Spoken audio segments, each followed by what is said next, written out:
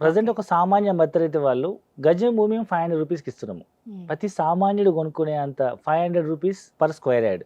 Even ఒక kilo mutton కొనాలన్నా 1000 రూపాయలు ఉంది.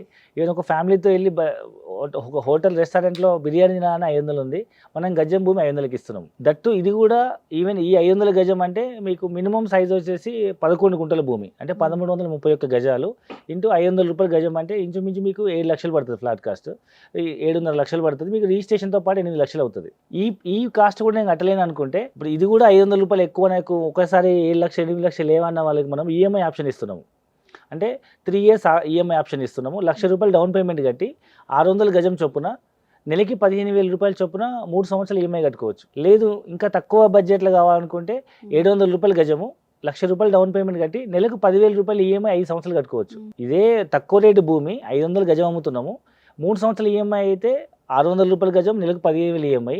5 సంవత్సరాల ఈఎంఐ అయితే నెలకు 10,000 రూపాయల ఈఎంఐ మనం 700 గజంలో మనం అమ్ముతున్నాము. ఓకే. సో దీంట్లో 1 ఎకరా తీసుకుంటే మీకు 25 లక్షలు అవుతుంది.